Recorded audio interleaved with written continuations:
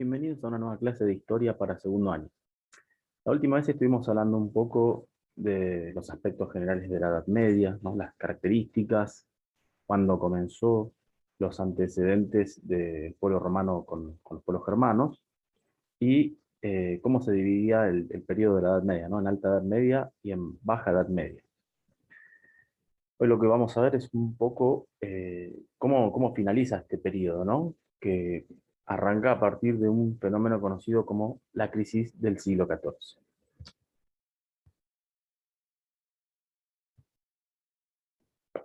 Bien, habíamos visto la clase anterior que cuando comenzó la Edad Media se habían producido las llamadas invasiones bárbaras.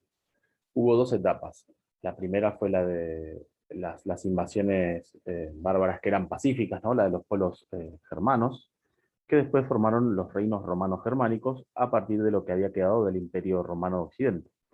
Después se había producido la oleada de invasiones bárbaras que eran más destructivas, y que a raíz de eso, bueno, entre los príncipes o los nobles, tuvieron que idear estrategias para defenderse. Esto había llevado a la división de todas las tierras de Europa en pequeños principados, ¿no? O territorios llamados feudos, y a partir de ese momento es que se había expandido el modelo de sociedad feudal. Es decir, ya el rey no tenía tanto poder en ese entonces, sino que dentro de los grupos privilegiados, los que pasaron a tener mayor poder eran los príncipes, y por debajo de ellos los miembros del clero o el poder religioso.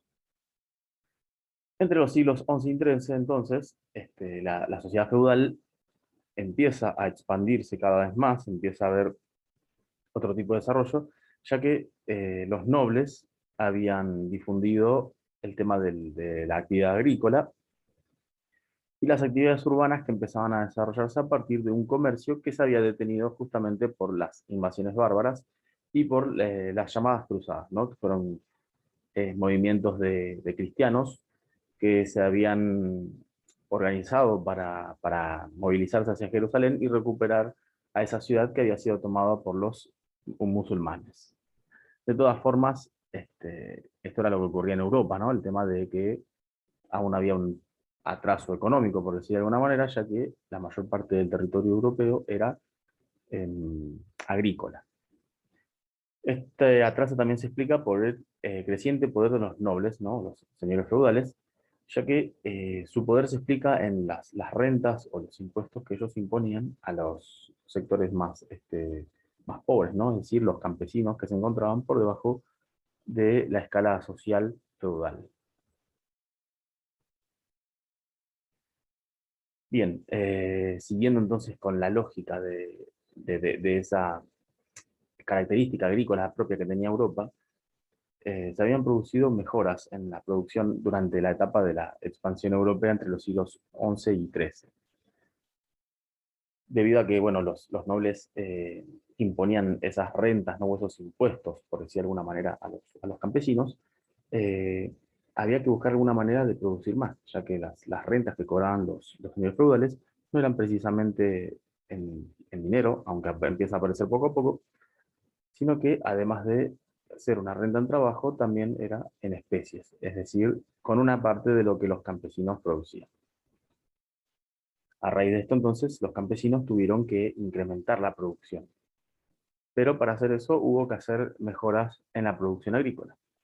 En primer lugar, si ustedes observan la imagen de arriba a la izquierda, uno de los grandes cambios fue la introducción de los arados, ¿no? Ustedes pueden observar ahí como una especie de maquinaria, ¿no? Tirada por los animales de carga, que esto va a permitir abrir los surcos para sembrar las semillas con las que obtendrán los cultivos. Además, entonces, de estos arados, que en un principio eran de madera y luego pasaron a ser arados con puntas de metal, debieron emplear animales de carga, como bueyes, mulas, burros, etc.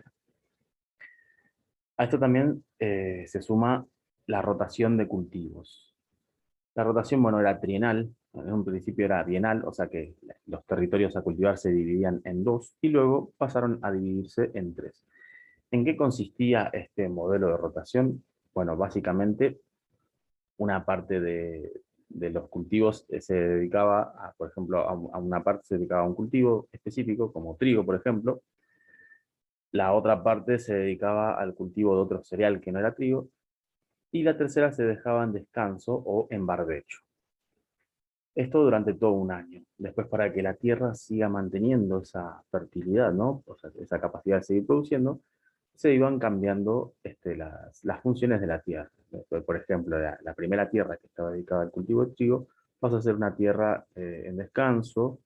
La tierra que estaba dedicada al cultivo de otro tipo de cereal pasa a ser una tierra donde se cultiva trigo, y la otra porción pasa a ser una tierra de cultivo de otro cereal. Y lo mismo hacía en el tercer año. Además, también hay que sumar que, aparte de las tierras que estaban disponibles, hubo que buscar otras tierras para poder cultivar. Por eso acá se produce un fenómeno de roturación a gran escala. Para eso hubo que buscar tierras improductivas, ¿no? Por ejemplo, pantanos que hubo que desecar, al igual que diques, o incluso deforestar, es decir, talar los árboles de los bosques para convertir esos territorios en zonas de cultivo. Esto va a hacer que todas estas tierras, ¿no? Tanto las tierras fértiles que ya se producían, junto a los nuevos territorios que se incorporan, acá haya una mayor cantidad de alimentos disponibles. Y esto a su vez va a generar un cambio, ¿no? Una mejora en la calidad de vida de la población, porque a mayor cantidad de alimentos disponibles va a haber un mayor crecimiento de la población. Sin embargo, bueno, hacia el siglo XIV se produce un fin de esta expansión a partir de las mejoras que hubo en la agricultura. Si bien, bueno, se incorporaron nuevos campos, no mejoró el rendimiento de la tierra. O sea, era una explotación extensiva, y ahora vamos a ver por qué. ¿Qué es el rendimiento? Bueno, me pareció importante agregar el concepto de rendimiento para comprender por qué se detiene la creciente producción agrícola. El rendimiento es la relación entre las semillas sembradas en un campo y la cosecha que luego se obtiene. En la Edad Media apenas se obtenían 2 granos por cada grano sembrado. ¿Qué quiere decir? Que en la Edad Media, si nosotros queríamos cultivar trigo, por ejemplo, por cada semilla de grano que cultivábamos, obteníamos solamente 2. Hoy en día, con la tecnología que hay, si uno cosecha, quizás, si uno tiene, perdón, si uno cultiva, puede cosechar más cantidad. ¿Por qué? Porque además de las técnicas de cultivo, también se incorporan eh, nuevos tipos de abonos, por ejemplo, ¿no? Para mantener la tierra fértil. Y bueno, entonces la cantidad de alimentos es mucho más disponible. Entonces, por esa razón, se había detenido un poco la producción. A esto también hay que sumar que empezaron a escasear las tierras para explotar. Es decir, eh, además de los pantanos que se encontraban, ya después no había más territorios para explotar, o sea, no lugares para incorporar cultivos. Y las tierras de cultivo que ya existían antes de incorporar nuevas tierras, ¿no? Que no eran productivas, esas tierras perdían su fertilidad. ¿Por qué perdían su fertilidad?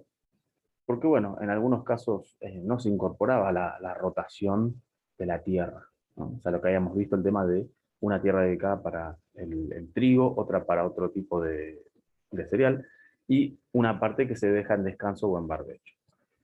Esto va a provocar que haya poca cantidad de alimentos, y a su vez también pocos tributos para el señor feudal. Es decir, el señor feudal empieza a recibir poca cantidad de tributo en especies, ¿no? Es decir, con lo que la gente producía y cosechaba. En consecuencia, la poca disponibilidad de alimentos también va a llevar a una de las peores crisis en la historia de la humanidad, ¿no? En el siglo XIV, que fue la llamada peste negra. La peste negra tuvo su pico más alto entre los años 1348 y 1349, y se produjo porque en ese momento Europa, que comerciaba con Oriente, ¿no? Con lo que es la zona de Mongolia, de China y Japón, y la India también, eh, cuando realizaban las transacciones comerciales, los barcos que venían del Oriente venían con ratas. Y estas ratas, las pulgas que tenían estas ratas, transmitían una especie de bacteria que al entrar en contacto con los hombres o con los seres humanos, provocaba que la piel se pusiera negra y por eso se la llamó peste negra. Esto produjo una muerte masiva, ¿no?, dentro de la población europea, redujo la cantidad de personas y afectó gravemente también a la economía.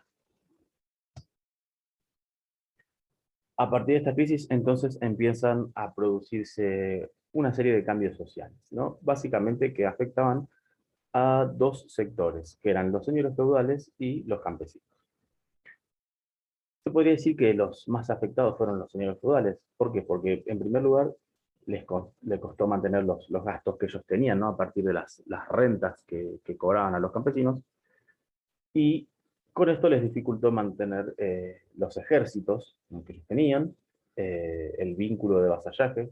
Para que se entienda, el vínculo de vasallaje es la relación que un príncipe tenía con otro príncipe de menor categoría, y el cual tenía que estar a su disposición para la guerra o para cualquier servicio. Entonces, al perder el poder, ese noble poderoso, los príncipes vasallos ya no reconocían esa relación de vínculo. Y obviamente, bueno, la poca cantidad de ingresos que obtenían a partir de las rentas que los señores feudales imponían a los campesinos. A esto se suma que los señores feudales sufrieron rebeliones campesinas justamente por el tipo de trato que se sufría antes de la crisis. Antes los campesinos tenían que pagar tributos muy pesados, ¿no?, en especies o en trabajo, y a partir de esto empieza a haber una crisis por medio de la cual los campesinos se manifiestan en contra de ese modelo social y productivo que estaba controlado por los príncipes. A raíz de esto, entonces, los señores feudales tuvieron que hacer ciertas concesiones.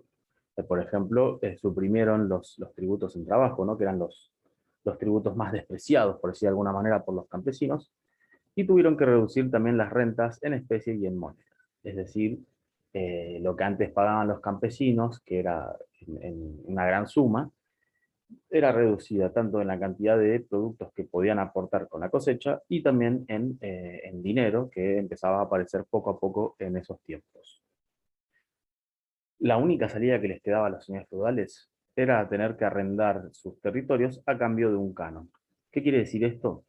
Como los campesinos ya huían de las tierras señoriales, no, los campesinos libres y algunos que otros siervos, decidieron poner sus tierras en arrendamiento, es decir, como en alquiler, para que una persona cultivara, y a cambio de ese cultivo debían pagar una especie de impuesto, ¿no?, por el uso de la tierra. Y esa era la única alternativa que tenían como para poder obtener dinero. Por el lado de los campesinos, bueno, aquellos que sobrevivieron empezaron a ocupar tierras abandonadas. ¿Por qué? Porque justamente como la crisis comenzó en el campo, muchos de los que fueron afectados por la peste bubónica huyeron a las ciudades en busca de protección y de una mejor vida. También vieron aumentados sus ingresos, ya que los señores feudales comenzaron a retribuir el trabajo de los campesinos, ¿no?, a cambio de una paga. Y bueno, si bien hubo ciertos cambios que favorecieron a los campesinos, empezó a distinguirse de gran manera a los campesinos ricos de los pobres. ¿Por qué? Porque aquellos que eran campesinos libres no dependían tanto de las directivas de los señores feudales, y los campesinos más pobres eran justamente los siervos de la gleba, o aquellos que eran demasiado pobres, ¿no?, que eran campesinos libres, que debieron enrolarse o continuaron en las tierras señoriales y que trabajaban de acuerdo a lo que dictaminaba el señor feudal.